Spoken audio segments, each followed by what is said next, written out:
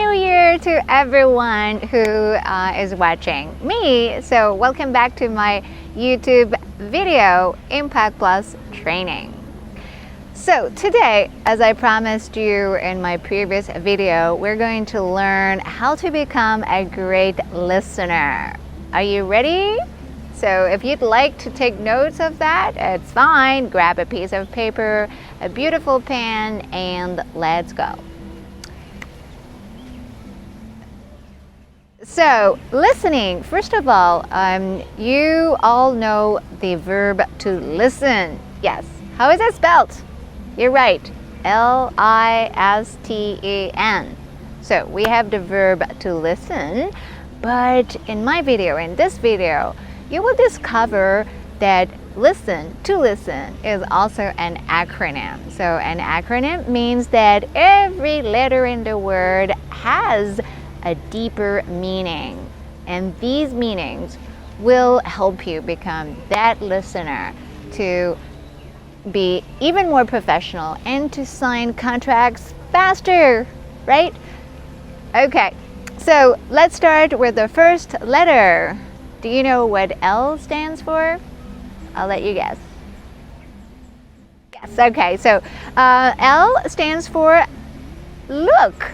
Yes, when you're a good listener, you know how to look. You know where to look on people's face, okay? We have the magic triangle that will be placed at different parts of the person in front of you, the face of the person in front of you.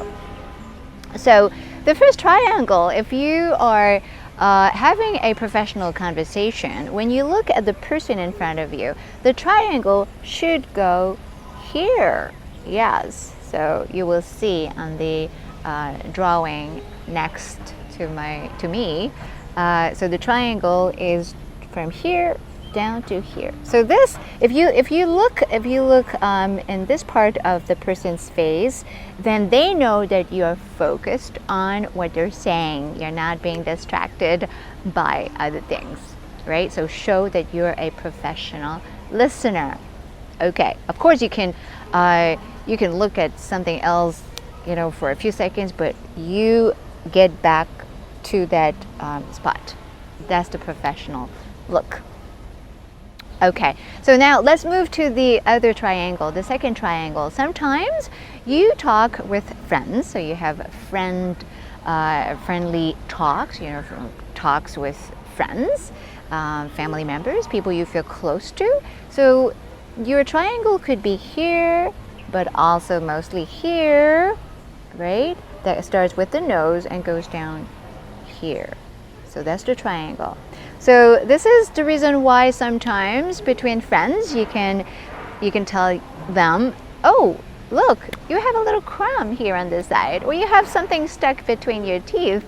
Then your friend will say, thank you so much. They will not feel uncomfortable. They will thank you for seeing that, so that you save their life and not being ridiculous, okay, with that piece of salad. So you can tell them. Now, in a professional discussion, even though you sometimes watch you see that piece of salad between their teeth, your prospect's teeth, or your customer's teeth, I don't recommend saying anything. Just pretend to not see anything. Focus on that upper triangle, right? Because they will be discomforted and they might think, gosh, you are not listening to me. You're just watching my mouth and that's it. So they will not consider you to be very serious. So that's the danger of letting them know about the truth. Okay, just focus on that part of their face. Right, another last triangle about look is here. Okay, so it starts from the chin and it goes all the way down here. Okay, so right here, just like on the picture. So this means, well, if you look at this part of the person's body in front of you, it means you're being distracted by something. Either a beautiful tie or beautiful boobs, I don't know. So try not to show that you're being distracted.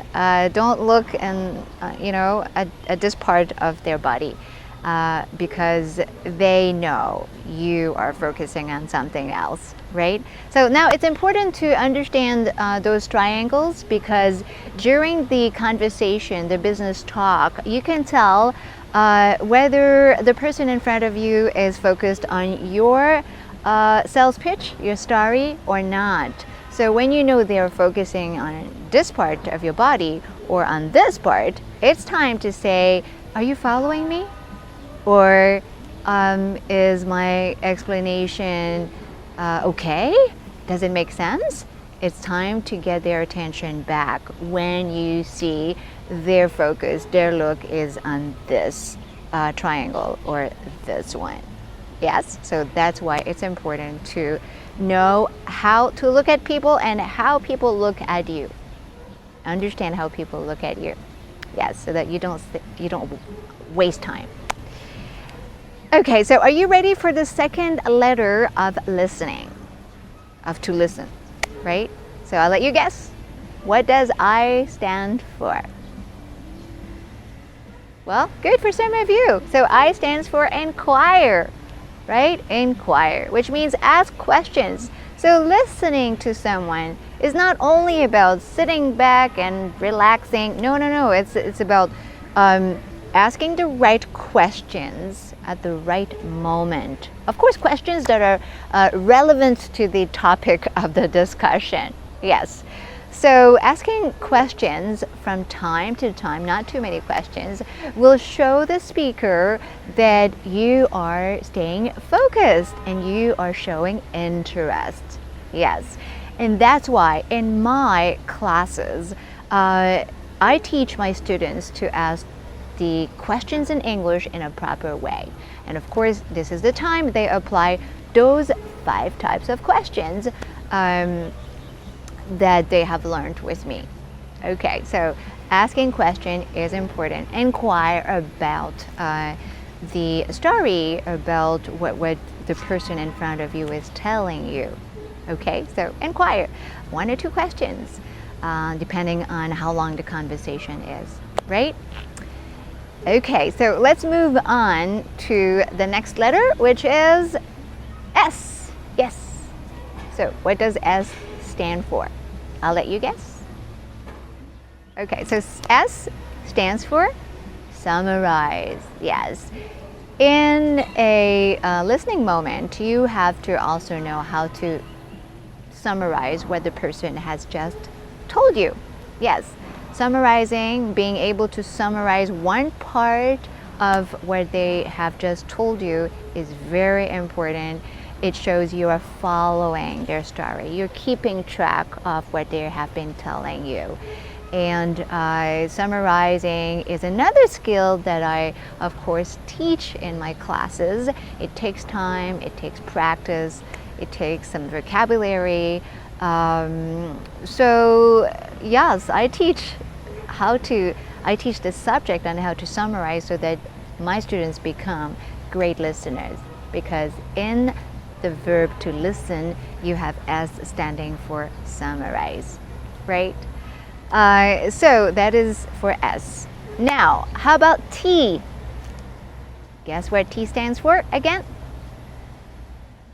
So while you listen to someone, it's always nice to have a little piece of paper, your notebook, and your pen so that you take notes. Yes, taking notes is also another important element.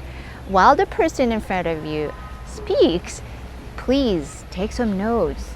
It shows you are interested in some of the points they're saying. Now, when you take notes, don't write your words. No, you have to write the words you hear from the speaker, and leave some space in between the words you have written down on your piece of paper, because that will give you time to reconsider those words that were used when you're back in your office. You can tell, yes, the person said this. He or she probably means this and that, right? And you can jot down your comments and understand the situation more clearly. So remember to take notes. Yes, it shows you're interested in the topic, in their topic. Okay, so after T we have E. Yes, E. What does it mean? All right, good guess for some. So E stands for encourage. Yes, while you listen to the speaker, give them some signs that you like what they're saying, that they can continue with what they're saying because it's so interesting. So encourage them to continue. And there are different ways to do that. So how do you encourage someone to continue? By simply giving 3 nods, all right? Not like this, okay? Not 3 consecutive nods because you would look ridiculous, but nodding from time to time. So when somebody says something, just go, and at the same time, you can use your filler words. Remember, my students, those who are watching me? So filler words are those little words that are like, oh, I see. You can also make comments like, how interesting, or give opinions, short opinions, like, oh, wow, I would not do that. Yeah. Okay, so filler words are here very useful to encourage the speaker to continue. Nod at the same time, the magic nods. Yeah, oh, I see. Yeah, right? See the way I put my, my hand on my chin and I look at the person and I nod at the same time. So do all those little things. So encourage people to continue. Because the more information you can extract from the speaker, the better you can sell. Yes. So I encourage, right? While you listen. Now, let's take a look at the final letter of listen, which is N. Okay, so N. What does N stand for? Neutralize. Yes, that's correct. Neutralize. What do you have to neutralize? Your face, of course, because this is what they see when they watch you. Okay? So even though you don't understand what they're saying, don't make faces. Don't go like this. I had this experience of talking with my secretary, one of the secretaries that I worked with, and every time I said something, I asked her something in another language, she would frown. She would go like this.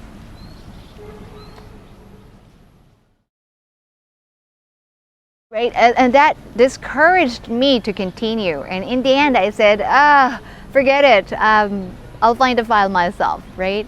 So don't make faces. Simply keep a neutral expression on your face. Continue with the encouragement, right? Now, if you want clarification, simply say, interesting. Could you simply repeat that part of the story? Or, oh, I did not really get that. Could you say that again? Right? You have other ways to simply ask for clarification, but never show that face that you haven't understood. They will just stop short. Yes, they would be deterred from continuing their story. So that was listening. I have presented all of the letters in listen. And by the way, think of this. In the verb to listen, okay, which is spelled L-I-S-T-E-N, well, you can also be silent, yes, while you listen. Okay, listening means being silent. If you spell the word silent, it contains the same letters, right? So be silent, not too much, because you have to apply all of those letters I have just told you about.